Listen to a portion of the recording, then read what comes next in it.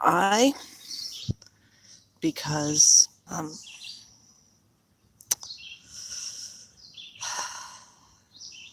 so I'm trying to ease back into it. Anyway, the reason why I'm making this video is to talk about the choices that people with avoidant personality disorder have, because it feels like there are no choices and that you're totally stuck and you're bound by whatever it is that's keeping you in your box, your black mark, as I like to call it.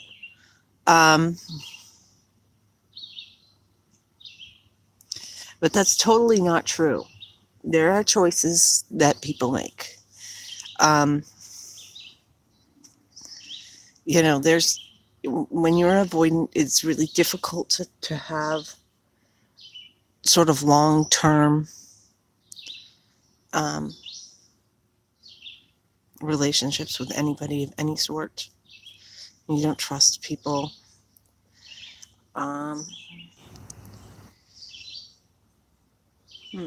What is going on here?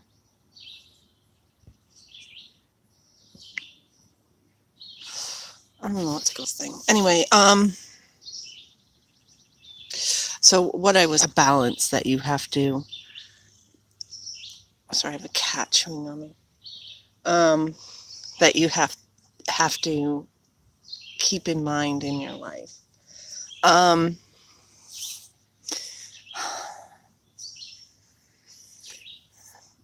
So you can say, hey, I can't work. That's probably, I'm sorry, this is harsh, that is probably untrue. You probably can work as long as you don't have any other relationships in your life. You probably can work as long as you find a job that is, as limiting as possible as far as dealing with other people and coping with other people. So it's a balance. I mean, if you work in a really busy area where there are no repeat customers, then it's probably a lot easier than if you're working in a place where you've got a clientele that you have a rapport with and you see them regularly. That's more difficult, or maybe it's less difficult. It depends. You have choices as far as the people who are in your life.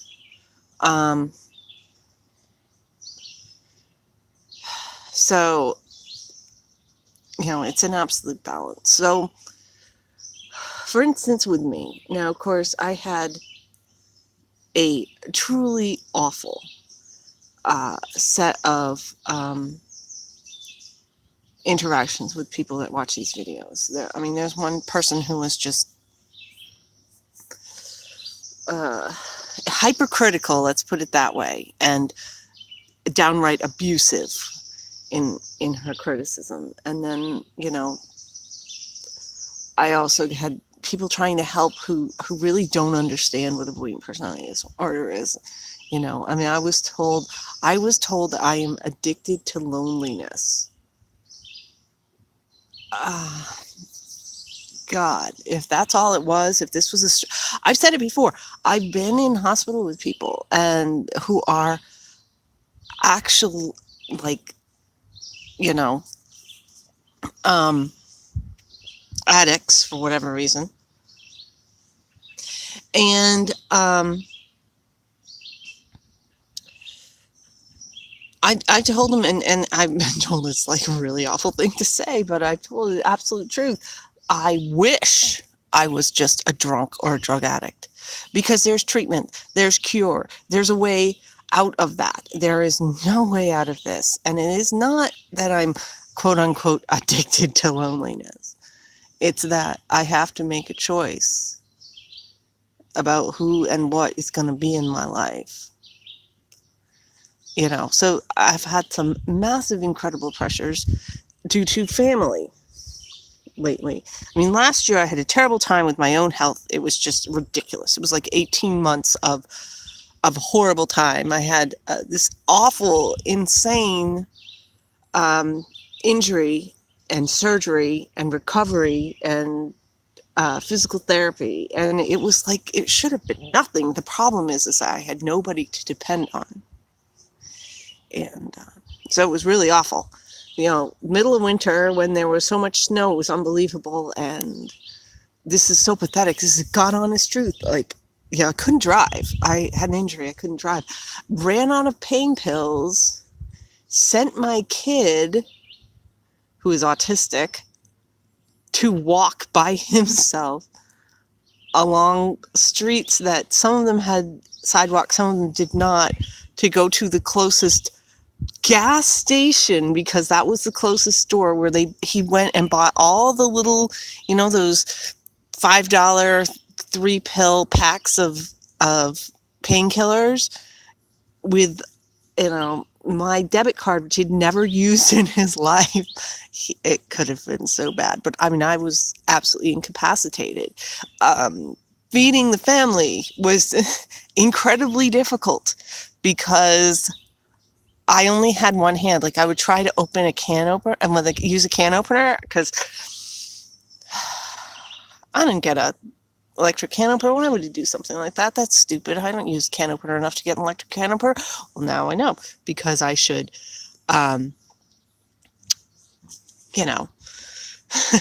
someday I might break my arm and not be able to use it. So I had the cast and a mitten and an iron mitt over my broken wrist. That was, it was pretty bad. I'm now bionic. I have a plate and 10 screws permanently in my wrist holding it together.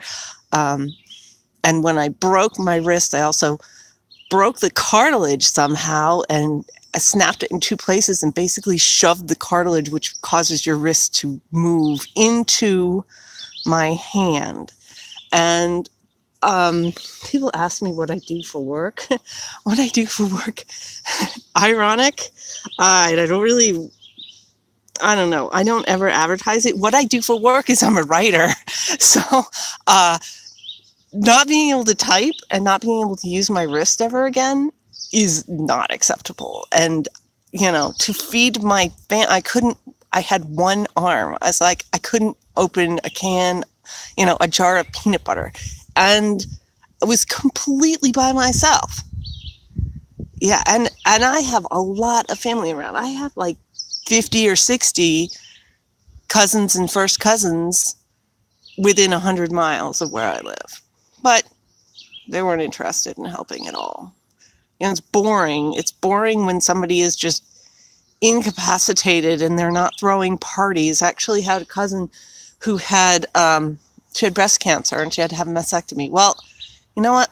I was 24 the first time. It runs in my family. 24 years old the first time I had surgery to remove a tumor from my breast. And I did it entirely on my own. 100%. Took a cab back from the hospital to so I was like ridiculous. And she, in retrospect, it was so frustrating because at the time I was going through this with my own wrist. I'm like, hello, I actually really need help.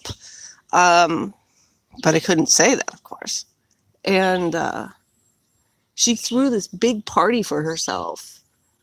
And it worked because everybody came and they brought food for her to put in her refrigerator and, keep. It was like, I can't even deal with her now.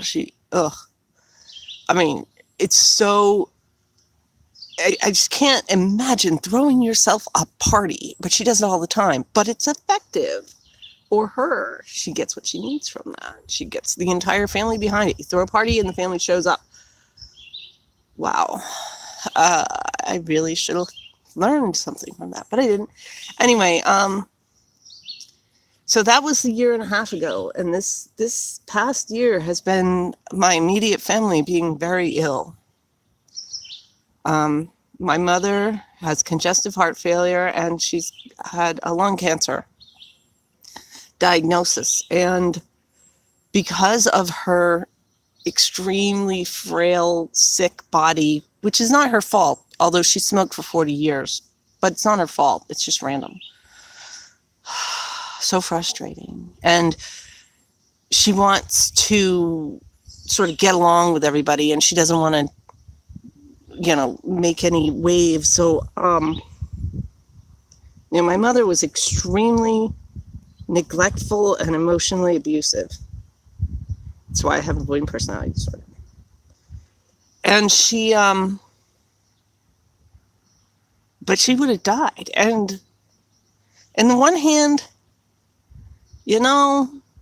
I wouldn't have to hear her crap, because she still gives me crap. And if she doesn't hear from me at least once every 3 days, no kidding, I wish I was kidding, she sends the police to my house for a well check, which on the one hand I can kind of understand. I'm not exactly mentally stable. But on the other hand, come the fuck on. It's so selfish of her that she's just, because what she wants is she wants me to then, she's completely housebound, basically. I mean, she could leave, but she can't drive. She needs someone to care for her if she leaves. So she wants me to go and, the latest thing she's been whining about is she wants to get a pedicure. I'm like, then if you want a pedicure, stand the hell up and go get a cab. But she won't. She wants me to totally, turn my life around and do it for her. Take her everywhere, do everything. I mean, she needs it, but she also has people that she hires. She has a housekeeper, and she has 2 other people that one is like a social companion, and one is actually like a worker, is supposed to do like extra jobs for her and stuff. And they're supposed to do this, but she doesn't want to burden anybody. She wants, because she feels like she's imposing on them. So she instead tries to get me to do it for her, constantly. It's just a royal pain in the ass, even when she's well. Like right now, she's doing really good, because I went with her for every single appointment to see her cancer doctors, and kept telling them, you got to do better. You got to remember, she can't do surgery. You do chemo, you're going to totally just destroy her quality of life. All this stuff that you're doing, you got to remember. Okay, yeah, you could get 5 years out of her, but she's not expected to live for 5 years with her other lung issues and her congestive heart failure. So there's no point in going completely crazy. And so I yelled at the doctors, and they came up with this plan that they're like, the things she had to sign that she wouldn't sue them for it. They stuck these little bits of metal in her and used super radiation, and I think she had 5 treatments, 5 or 6. That's it. Radiation treatments. She's got a 90% cure rate, which it's lung cancer. Usually the 90% cure rate is when they take out, a quarter of your lung. So what they came up with, after I bitched and moaned at them for weeks, which takes a lot out of you as a person with avoidant personality disorder. This is what I mean by choices. So I had to see these doctors. I had to fight for my mother, which, depending on who you're talking to, may or may not have deserved it. Anyway, so I did that. And then there's my father who was very physically abusive to me. I got the double whammy. Very physically abusive to me. Anyway, he has Alzheimer's, and he is starting treatment, which is awesome. And I got him in a place that, they monitor his medications, and they do everything for him. They shave him in the morning. They do all the things he needs to do, but he's got Alzheimer's, and he calls me all the friggin' time. First of all, he also had to give up his car. So he decides that I'm his taxi service. If he wants to go, I mean, he doesn't live near me. And if he needs to go half a mile away, which he could walk, or he could actually call a cab, or he could get somebody else, somebody that lives down the street maybe. He calls me constantly to do that sort of thing. And then he also, because he's Alzheimer's, when he has an idea in his head, he will forget that he's called me, and he'll call me right back, and he'll call, and he'll call, and he'll call. Oh my God, it's awful. And that's not the worst of it. The worst of it is my son. You think I'm talking to you? My son, who is autistic, and 16 years old, puberty, 6 feet tall, big kid, still cannot handle emotions, doesn't really agree that they exist, doesn't know what's going on with him, autistic, but big, has gotten, I mean, they say about autism that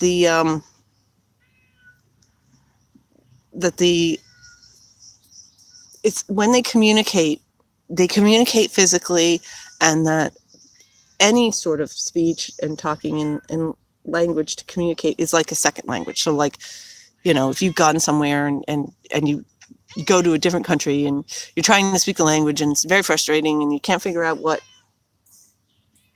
you're, it's really hard for you to describe what you're trying to say because you just don't have all the words. That is what autism is like. So he was getting very, very, very physical, to the point where there was going to be a massive intervention. And basically, well, I mean, in a nutshell, he was going to go to jail. So instead, he's been in a residential program for 7 months. 7 months, every day. I think I've missed 3 days. I mean, I had a surgery the day after Christmas this past year to remove another tumor. Turned out negative. I had surgery and went to see him that afternoon, and I have been dealing with him and the other kids in his program who are, he's mostly pretty stable. I mean, he's learned from my family. I'm the one. So I'm his target 99% of the time, and it's difficult for the people he's working with to understand. They'll be like, okay, well, he wants to call you because that's how he processes his emotions. Right. Well, now he's processing them over the phone versus in person with his fists. But it's still, just the most hateful little kid when he's dealing with these other kids that are having, and I mean, so these other kids, like, they destroy property that they can handle. The reason why he's been in there so long is because they keep pushing back his treatment because other people take the priority because they're like literally destroying the place. Trying to get him out. Maybe. He's been in there for so long. Maybe by the end of the summer he can come home. And then I have to deal with my kid in the house when he's angry all the time. And it's just like going to fall off a cliff. And I really hope that his treatment has stuck because, the thing is, it's like a little frog in the water, and then they turn up the heat. They don't realize it's boiling. Sorry. It's like that. I didn't realize how bad it was getting. Cops to the house, etc.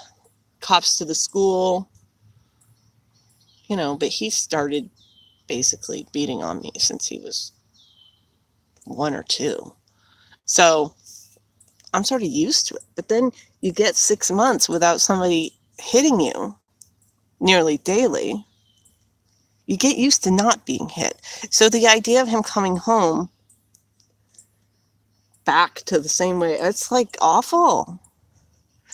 But the choice is, if I wasn't there, I got another cat. Come on, cat, leave me alone. Let go, let go. I mean, look at this. Ow, ow. Come on, cat. Anyway, doesn't like me talking about his brother. Anyway, but the choice is that I have to go and deal with that. And people have known. People have heard it. People have seen it. People are horrified. And they're like, oh, yeah, but it's just you. Great. As long as he doesn't do it to other people. Great. Anyway, so yeah, for 7 months, every single day, the place I go to is about 40 miles away. 39, I think. Hundreds and hundreds of miles on my car every day to go there and be with him, because if I'm not there, then people just ignore him and they don't do the therapy and he backslides. I think I've missed 3 days, maybe 4, since November 15th, including the day I had my surgery, that I went. So, it's kind of miserable. But these are the choices that I make. And because of that, I don't have time for anybody else. Because I have to deal with obnoxious people who are supposed to... I mean, seriously, being told I'm addicted to loneliness is pretty bad. But within the last 6 months, I absolutely have a top 5 worst things said to me. One of my son's social workers, which, thank you God, he was transferred, so I never have to deal with her again, I'll never have to see her again, told me, because she found out I'm avoidant, that she was kind of hoping that he would go into foster care because then he could have a family. I was like, oh my God. Oh my God. Okay, let's say he does go for a family. He would have it for just over a year, and then he'd be kicked out of the system, because once you're 18 and you're in foster care, you're out. You're on the street, totally by yourself. That's a better option than me. Holy. And actually, that's why I stopped seeing my latest therapist, was because I was like, oh my God, this woman is completely out of line. Well, my therapist had talked to his therapist, because they have to do all these, see exactly how stable the home family is and everything. So she had talked to this other woman, the one that said this to me. And she also took it like really personally, like my criticism was a criticism of her job. And she kept trying to tell me that I was ridiculous. I didn't understand. I didn't hear those words. Those were the words. Those were the words. It's a quote. And she just wouldn't drop it. And, she just wouldn't hear anything. Everything I said was wrong. She would tell me, well, this is what this woman meant when she said this. I'm like, you weren't there and you're not in her head. Who the heck? So I was like, this is a major problem. She said, you're right. This is therapy intervening behavior on the part of the therapist. And so we stopped working together.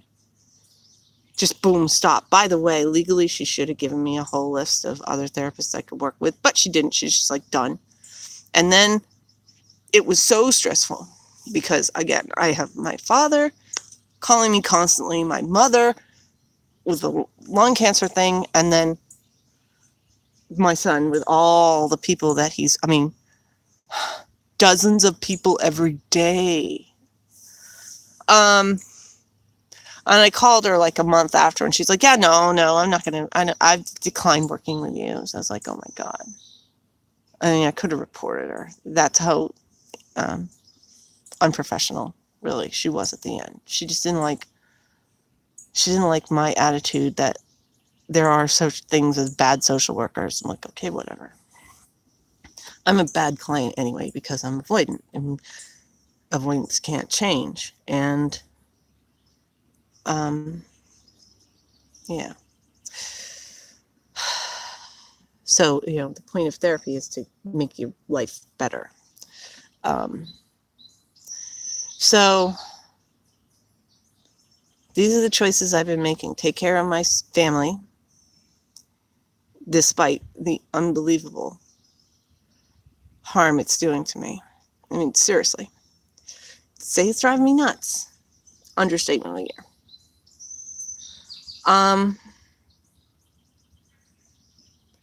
So that's choice. Choice to stop going to therapy. It could be good, but it's like another thing to have to schedule. My schedule is insane all the time. I purposefully don't have a job where I have to go to. I work when I can in the middle of the night. Don't have a boss harassing me. I mean, I have deadlines and I miss them. Recently, I've been missing them. But, other than that, it's do whatever I want, whenever I want. Couldn't be better, right? Perfect avoidance job. That's choice, The other choices I've been making is about 7 weeks ago, I started running again. You've seen my, I look like I am not in any way, shape, or form somebody who should be running. But it's the only thing that works like medicine on me. And I had 2 people this week say that they've noticed improved mood and want to know what was up with it. Actually, my son was questioning because he knows about avoidant personality disorder. He's seen the diagnostic list. He's like, anhedonia. Does that mean you can never be happy? And I was like, well, no, it's kind of like, you're not depressed because you're sad every once in a while. You have to be sad most of the time. Well, anhedonia, it's not you're incapable of having like a minute of happiness. Highly unusual. Always something to comment on because it's so weird. But it's like sort of a light at the end of the tunnel, kind of. And I absolutely hate it. And anyway, whatever.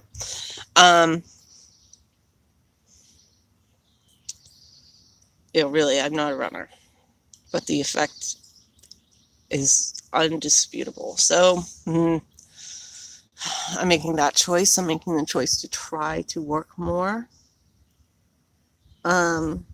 These are choices that you can make. You can choose to call your friends if you have friends. I mean, there's this attitude that people with avoidant personality disorder don't have people. They feel like they don't have people. They have people. If you don't have any friends at all, really, truly, not online, not in person, I think you're schizoid. Everybody has somebody. They just don't feel connected to them. They don't feel as connected. They don't feel like it's a good connection. It's not solid. It's like, what is that thing that the baby has? The baby can't have a grasp of permanence. So that if somebody leaves the room, they think they're really, really gone. They can't understand they're in the other room. That happens a lot with people with avoidant personality disorder. It's just can't trust people. Okay, that actually, I don't know that that's true. That could just be me.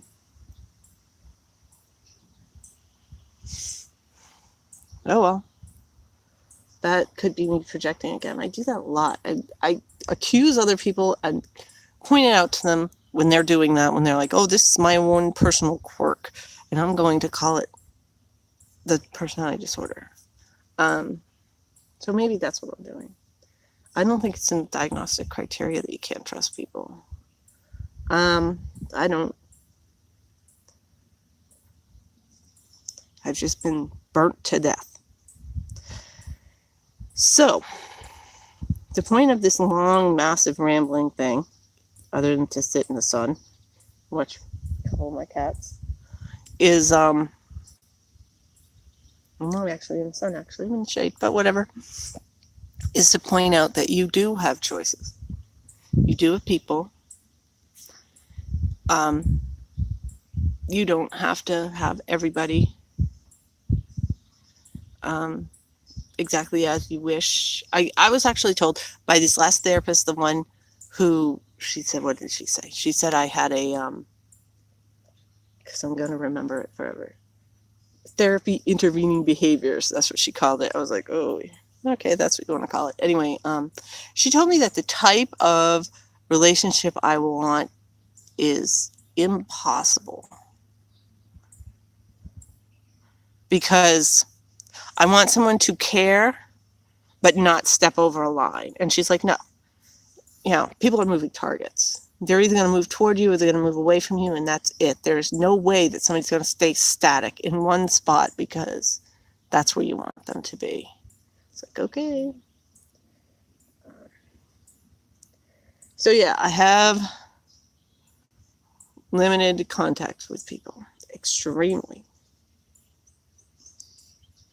And the people who are around, I keep them extremely at hand's length, arm's length, whatever it is.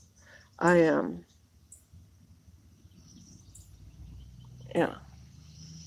like I said, I got the baby thing where I think as soon as it's like, oh, I was talking to you 2 minutes ago. I guess I won't talk to you again for like ever.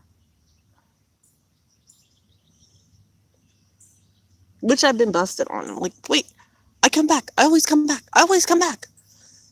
Why do you always think extremely glass half empty? I always leave. I always leave. No. Yeah, but I always come back.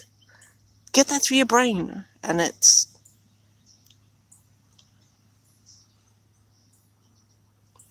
broken brain. What can I say? So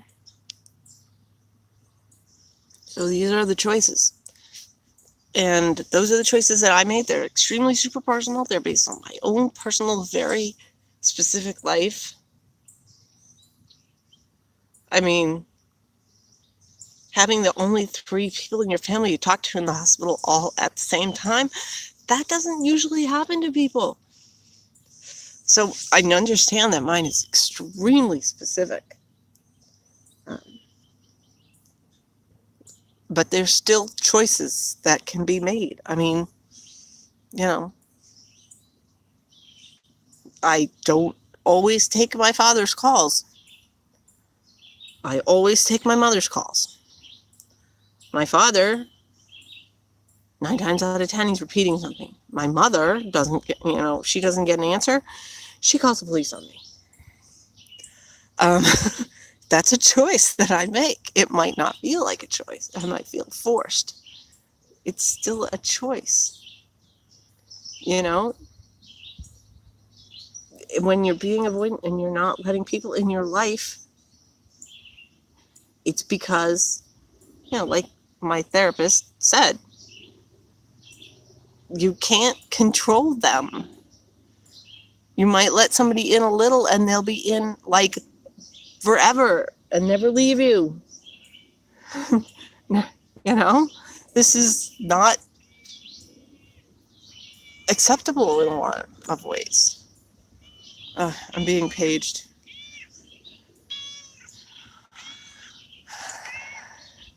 This cat, this one,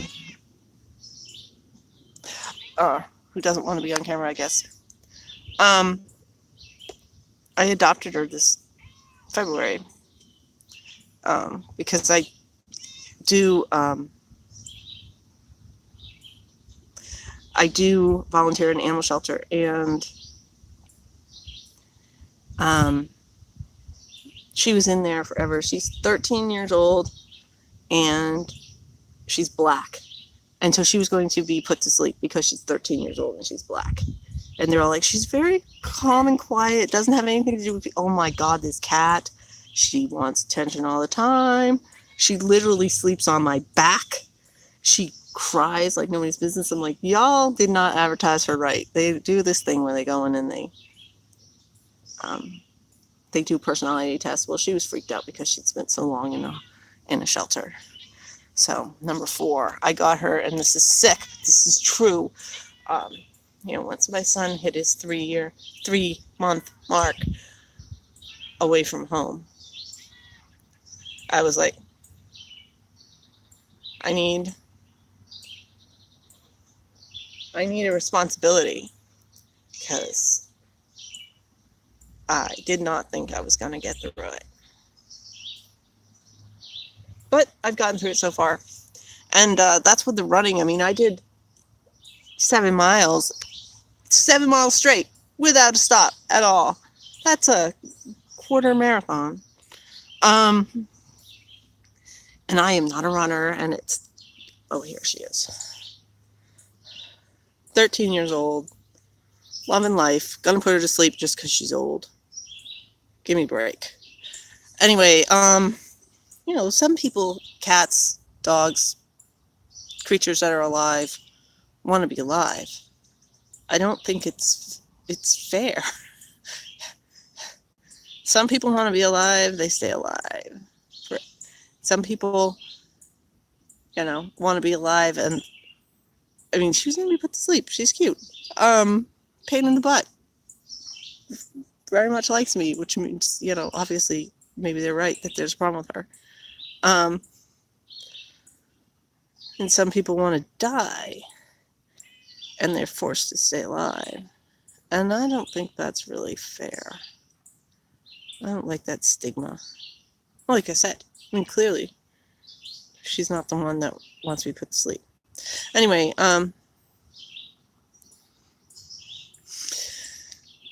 as again, it's very morbid tangent here. So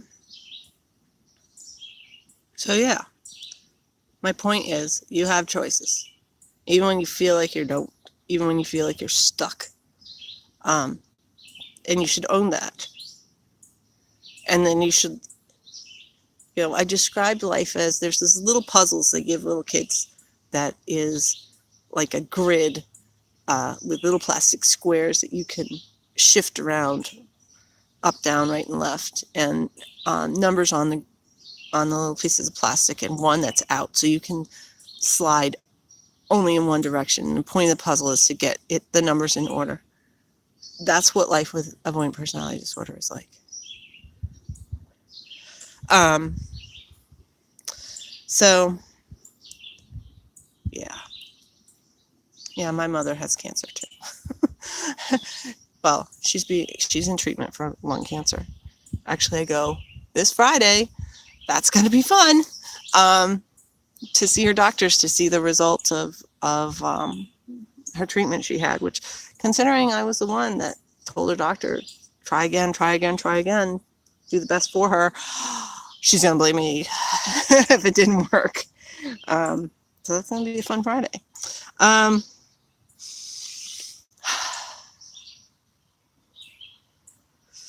Anyway, yeah, there's 2 of 4 of my cats. It's ridiculous I have this many cats. But again, this is a choice. So I have to, keep the house going so that they can get in fights and kill each other. Keep the house going for the cats. Keep myself going for all these other people. But this is why it's like I just don't have anything left. I put out as much as I can. The place my son's at now are 8 kids, and they are demanding, obnoxious kids. I mean, they've all got issues, like my kid. But it's like, oh my God. And then the staff is a minimum of 1 per kid. So I go there every day, and it's a minimum of 12 people there, minimum. Plus parents are supposed to show up. I'm the only one that actually does. But hey, I guess I'm the only one that actually wants my kid back. Plus the therapy he goes through and the doctors and everything else. And that's like 1/3 of the people I'm dealing with. I'm absolutely shocked that I've been yapping for 40 minutes and my father hasn't called. He's already called me twice today. I'm thinking he wants, I don't know. You know what his biggest thing to do is? He wants to go to the bank to check on the ATM how much money is in his account. I'm like, dude, call them up, go online, get your account information. He can check on his phone. I think it's more, I don't know, ironically, massively ironically, like massively ironically, I think I'm the only one he trusts, which is crazy. Plus, I think he's bored. He wants someone to pay attention to him. So get a drive, get out of his facility. It's like, ugh, why me? So I don't have time for anybody else. But it is a choice. I mean, I could take off and go. Actually, my son, because he's 16 and he can't drive, I just got his passport for him. So, I could gather my kid and go anywhere, especially with my job. I'm not bound to any place. I don't go to work. I work wherever and whenever I want to, which actually I'm avoiding work now.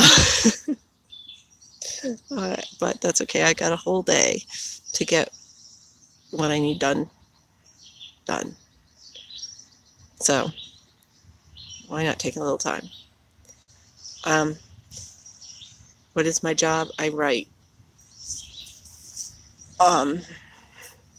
So, I'm being really lazy because like a month ago I got another contract. So I'm sort of like, I'm set for a year. But that means I have to do the work this year and get it all done in order to pay for next year. So I really shouldn't be lazy, but I am. I write novels and I write under pseudonym, and even my son doesn't know what it is, so don't ask. So anyway, that's also classically avoidant. I don't really tell people what I do. I think I just sort of figure it out. And I encourage people to do things on their own and do what they can. I mean, that's another thing entirely. You've got to deal with the selling part. There's a certain amount of confidence that you have to have, which sounds bizarre, but that sort of thing. I mean, believe it or not, it's not that difficult for somebody with avoidant personality disorder. I'm telling you, I know it probably sounds completely insane. The key is that you're not being confident in yourself. It's sort of like you have to detach. Are you coming to bite me somewhere? Yeah, he is. He's a good boy, but stop biting. He wants to play. Is you think of it in terms of its own separate self thing. It's the same as like, I can advocate for, told you. I don't know if you heard that. I can advocate for my family as far as their medical stuff because it's not me. So I can like really speak up because it's not me. The same with the work. The story becomes itself. It's not me. I'm advocating on behalf of the characters. And I have a very good lawyer who takes care of the money part because I would not get paid what I deserve. So I do this compartmentalizing thing where I separate completely. I can stick up for other people. I do it pretty regularly. I don't stick up for myself. But that's a worthiness thing. I'm just not worth anything. So put myself last, always. Although I didn't take that call. Yes, it was a family member, because that's the only people ever call me.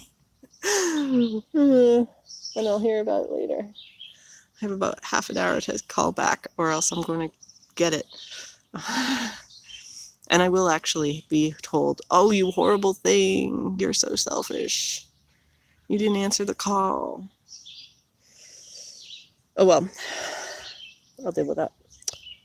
And I'll be dealing with it for the rest of my life. So, again, yes, and I did see that I misspelled that thing. I just, like, I don't really know how this works, and I don't really plan it. I'm just like, well, I could sit and record my face, which is, again, getting more and more difficult because of the criticism and commentary I was getting. Or I could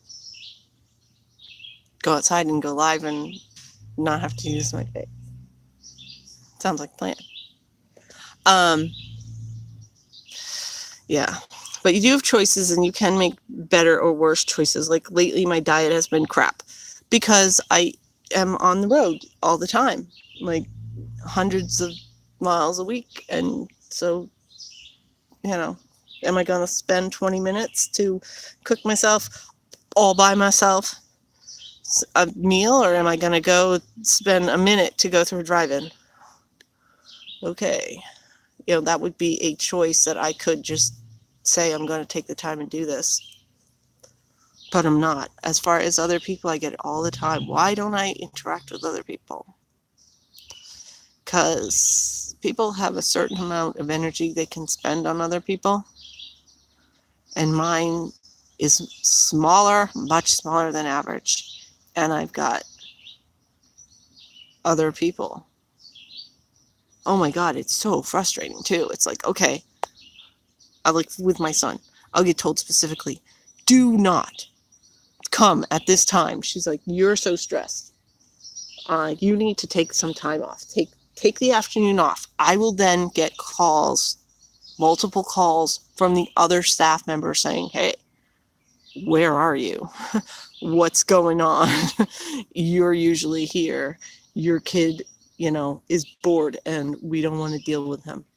So I have a butterfly going around up there too. I don't know if you can see it. It's probably too small. Will you come in to bite me somewhere? Anyway, so yeah. Sneak attack, you obnoxious cat. Go attack that butterfly, leave me alone. I am mean like that. Okay, now let him bite me for saying that. So make the choices and own them, because, apparently I'm making myself sick with loneliness. And then, like I said before about, that injury that I had, that I was completely isolated. I mean, I could have picked up the phone and called somebody. I only had one arm, but I had, I could have done that. But then I would have felt obligated, and there would be no way that I could pay it back. So I didn't. Plus, it was a good learning experience for my son. Probably would have been better if he'd had somebody with him supervised, but he did learn how to do it. So there we go. Now he unfortunately knows how to use debit cards, and I will forever have to worry about that. No, he's a good boy. And he's also not able to access any of them right now. So, yeah, own your choices. So I am very alone. Apparently it's impacting my health. Oh well. Do you see the butterfly up there? Probably not. It'll move. Oh, you can see it a little. Anyway, whatever.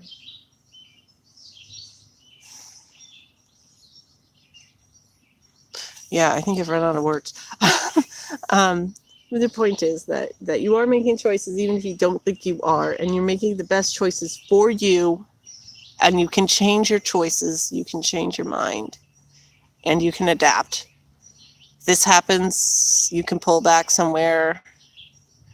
I doubt very much that anything anybody does is completely permanent. Might feel that way, but chances are it's actually not permanent.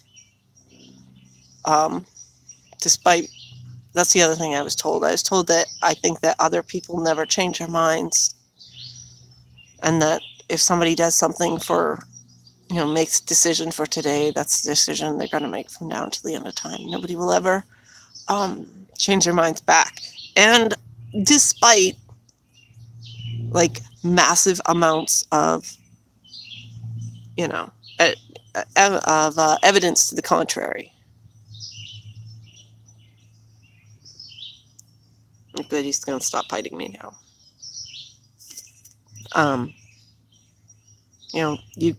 Life changes. You have to adapt, and at that point, you have another choice to make. You're never really, truly, it might feel like that. It might feel like you're up against a wall. I mean, the thing is, though, when you're up against the wall, that might be the best thing for you as far as making a choice and deciding what you want to do and prioritizing. And, you can really go through and say, okay, this thing happened, I have to have, work done on the house, and I'm going to have workers in my house, and it's going to stress me out so much. Okay. Well, I guess that means I get to look through my friends and prioritize and say, well, this one is self-absorbed and narcissistic. I guess I can cut them out. And again, probably they'll be able to come back when you got more time. But you can really say, okay, this one is good for me and this one is not. And that is life. And maybe it's for the best. Maybe when you get somebody out of your life, then you realize that life is better with them gone. I mean, it's kind of like, it's so sick, but since my son has been gone,